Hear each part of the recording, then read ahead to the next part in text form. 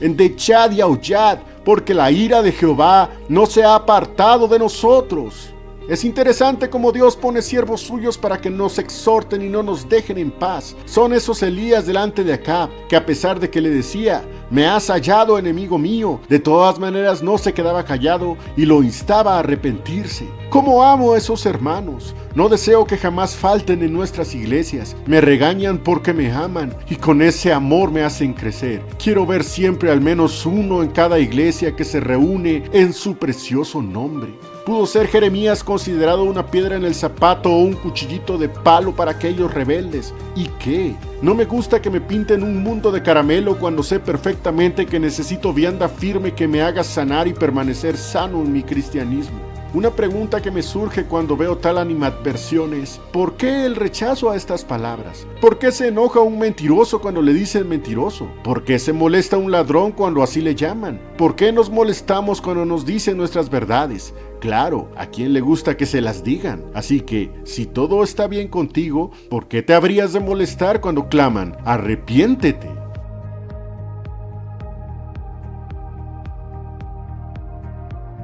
Conviértete a mí. Si te has de convertir, oh Israel, dice Jehová, conviértete a mí.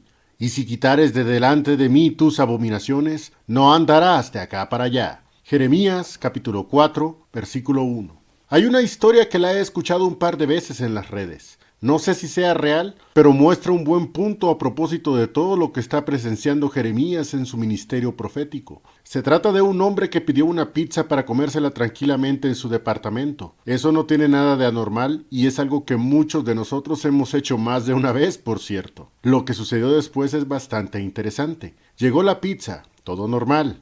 Pero en realidad los de la pizzería habían arreglado todo para un show de televisión en el que la primera persona que ordenara una pizza le llevarían una caja con algunos miles de dólares, o pesos, o lo que haya sido, y querían probar la honradez o falta de ella de quien la recibiría. Si la persona devolvía el dinero, llegarían los de la tele, lo entrevistarían y en cadena nacional le regalarían dicho dinero y algo más, solo por haber demostrado lo honrada que sería esa persona.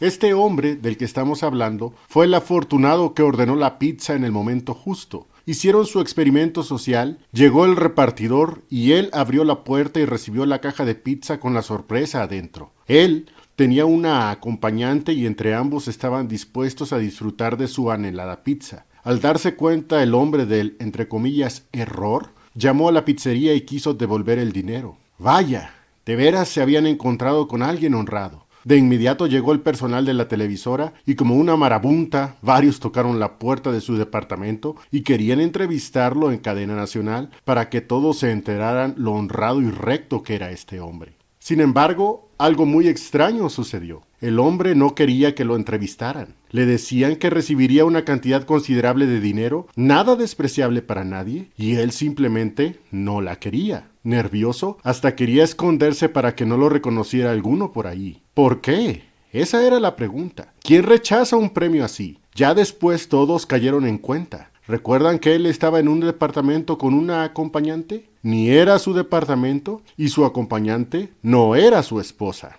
Ups, ahora todo tenía sentido. La bendición que se perdió y el problema que se acarreó, por cierto. La época que le tocó vivir a Jeremías fue de un pueblo que recién estaba viviendo las reformas del rey Josías y habían escuchado las palabras de la ley de Dios, presumiblemente el libro del Deuteronomio. Sabían perfectamente cómo agradar a Dios y lo que Él deseaba ver en sus hijos, y sin embargo, simplemente no se convirtieron verdaderamente a Él. Exteriormente podrían mostrar una religiosidad muy devota, pero por dentro había una pudrición en el alma que cada día que pasaba iba creciendo más y más, tal como se ve conforme pasan los años, las profecías de Jeremías y aún las invasiones del faraón Necao, Nabucodonosor, los moabitas, los amonitas y todos esos descritos en el segundo libro de los Reyes, pues ese antagonismo y rebeldía, en vez de cesar, se hicieron más y más grandes. Vean al mismo Dios revelando lo que están pensando por dentro y aún en medio de su falsa adoración, Él les dice, Jeremías capítulo 4 versículo 1, si te has de convertir, oh Israel, dice Jehová, conviértete a mí, y si quitares de delante de mí tus abominaciones, no andarás de acá para allá. El pueblo se había vuelto descaradamente idólatra y aunque pudieran seguir ciertos rituales aprendidos en los últimos años de Josías, amaban más las deidades adoptadas de las gentes de alrededor. Tal como el hombre de la historia que toqué, había un pecado oculto en este pueblo que lo único que ocurría era que simulaban estar cerca de Dios. No sorprende entonces que Dios les diga, si te has de convertir, oh Israel, dice Jehová, conviértete a mí. Convertirse en el contexto bíblico es dejar todo lo que éramos antes y ser ahora de nuestro Dios. No obstante, Israel había hecho lo contrario, convertirse de Dios a los ídolos, todo al revés. Por ello, cuando ocurrió la transmigración a Babilonia, fue como presenciar el éxodo al revés. No fue de pasar de ser esclavos a ser libres, sino totalmente lo contrario. Todavía Dios les da la oportunidad y les da la razón de por qué pronto o incluso ya mismo estaban sufriendo las primeras invasiones de sus enemigos. Y si quitares de delante de mí tus abominaciones, no andarás de acá para allá. Ahora, pongámonos a pensar lo que pudiera suceder en alguna iglesia actualmente. Todos conocemos lo que dice la Biblia, todos recibimos y aún damos enseñanza. Hemos escuchado lo que dice su palabra, pues así como Judá tuvo su Josías y en estos momentos su profeta Jeremías, nosotros ahora tenemos hermanos que Dios les ha dado un corazón dispuesto para mostrar su palabra a su iglesia y cuál es su voluntad. Eso está excelente. Lo que me pone a pensar es si como aquellos de Judá que por dentro eran amantes de la idolatría, ¿no pasará que la mayoría entre nosotros esté en la misma situación?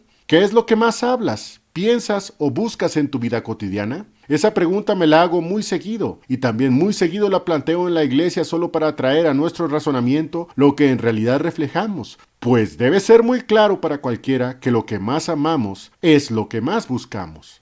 Si en realidad buscamos a Dios porque le amamos más que a nuestra vida, habrá un resultado que Dios mismo lo revela por boca de Jeremías. Jeremías 4, versículo 2. Y jurarás diciendo, vive Jehová, con verdad, con juicio y con justicia, y bendecirse han en él las gentes, y en él se gloriarán. Vive Jehová, él es el bendito, él es el único que merece la honra y la gloria. Eso se dirá muy seguido y lo diremos de verdad.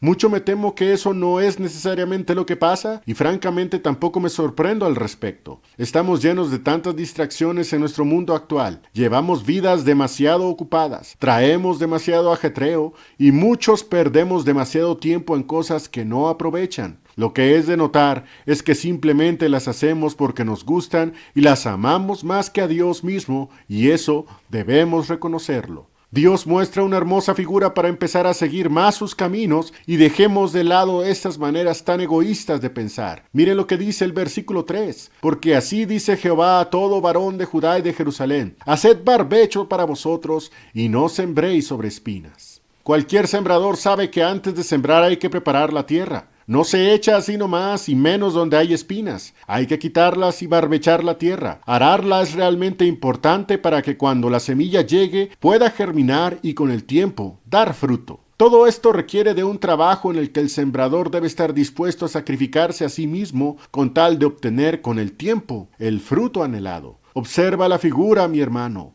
Observa la hermana. Reconoce la enseñanza. La vida cristiana requiere un esfuerzo en el que nos despojemos de nosotros mismos y dejamos de lado nuestros egoístas pensamientos para darle el primado en todo a Él, quien es el que lo merece. Volviendo a la admonición que recibimos por el comportamiento de Israel, nos damos cuenta que su rebeldía no les trajo nada bueno. Aprendamos quién es Dios a través de lo que tuvo que decir y hacer la Israel en estos días para que nosotros no caigamos en semejantes desvaríos. Jeremías capítulo 4, versículos 4 al 6. Circuncidaos a Jehová, y quitad los prepucios de vuestro corazón, varones de Judá y moradores de Jerusalén.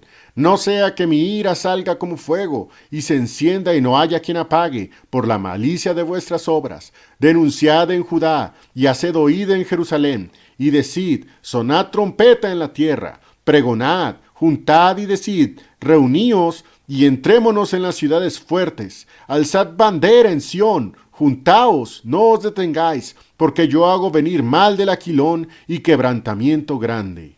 Necesitaban cambiar su duro corazón. Cuando leo las palabras de amenaza del mismo Dios, tales como esta: no sea que mi ira salga como fuego y se encienda y no haya quien apague por la malicia de vuestras obras, digo de inmediato, no es una broma. No creo que Dios esté jugando con algo tan serio. No debería esperar que sea uno de esos amagos que son para asustar, pero al final simplemente quien amenaza ya no hace nada. Dios no es como nosotros y va muy en serio con este tipo de temas. Su advertencia se cumpliría muy pronto, cortesía de los babilonios. Alzad bandera en Sión, juntaos, no os detengáis, porque yo hago venir mal del Aquilón y quebrantamiento grande. Si viene el mal de un enemigo, puede ser que con el tiempo aprenda cómo sobreponerme. Si viene de un pueblo fuerte, sé que en algún momento su fuerza se acabará y de verdad en algún modo sabré cómo resolver el problema. Pero esto es diferente. Yo hago venir mal del Aquilón. Yo lo hago, dice Dios. Él hizo venir al imperio caldeo. Dios le dio fuerza a Nabucodonosor y Dios lo llamó, como dijo Isaías años atrás, de manera que no se iban a cansar. Ninguno se dormiría, ni se le desataría el cinto de sus lomos, ni la correa de sus zapatos. Babilonia los conquistaría y esclavizaría sin misericordia. Del Aquilón es precisamente de donde vendría el pueblo imperioso localizado en la zona entre el Tigris y el Éufrates. Estos eran los caldeos, gente con una sed insaciable de expansión que Dios mismo los excitó a conquistar un rebelde pueblo, su pueblo. Junto con esta advertencia, Jeremías conminó al arrepentimiento. Jeremías 4:8. Por esto vestíos de saco, endechad y aullad, porque la ira de Jehová no se ha apartado de nosotros. Es interesante cómo Dios pone siervos suyos para que nos exhorten y no nos dejen en paz. Son esos Elías delante de Acab, que a pesar de que le decía, me has hallado, enemigo mío, de todas maneras no se quedaba callado y lo instaba a arrepentirse. ¿Cómo amo a esos hermanos? No deseo que jamás falten en nuestras iglesias. Me regañan porque me aman y con ese amor me hacen crecer. Quiero ver siempre al menos uno en cada iglesia que se reúne en su precioso nombre. ¿Pudo ser Jeremías considerado una piedra en el zapato o un cuchillito de palo para aquellos rebeldes? ¿Y qué? No me gusta que me pinten un mundo de caramelo cuando sé perfectamente que necesito vianda firme que me haga sanar y permanecer sano en mi cristianismo. Una pregunta que me surge cuando veo tal animadversión es, ¿por qué el rechazo a estas palabras? ¿Por qué se enoja un mentiroso cuando le dicen mentiroso? ¿Por qué se molesta un ladrón cuando así le llaman? ¿Por qué nos molestamos cuando nos dicen nuestras verdades? Claro, ¿a quién le gusta que se las digan? Así que, si todo está bien contigo, ¿por qué te habrías de molestar cuando claman, arrepiéntete?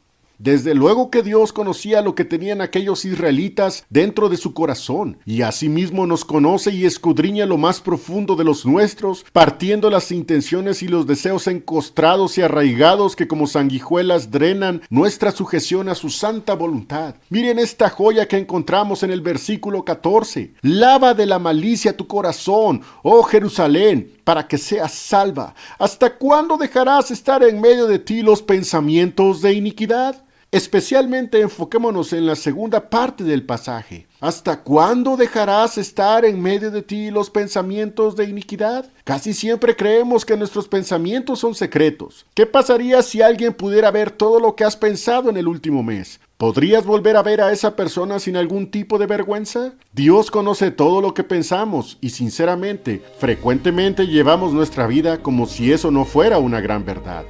Dios nos ayude a ser mejores cada día, no solo exterior sino interiormente, donde la integridad se muestra, no frente a las personas, lo cual puede fingirse, sino a Dios, quien no puede ser burlado. Reconozcamos la urgencia de dejar lo que a Dios desagrada. Este pueblo finalmente no se arrepintió. Pasaron los años y entre más les hablaban, más se endurecían. Llegó un punto en que la misma Biblia lo revela.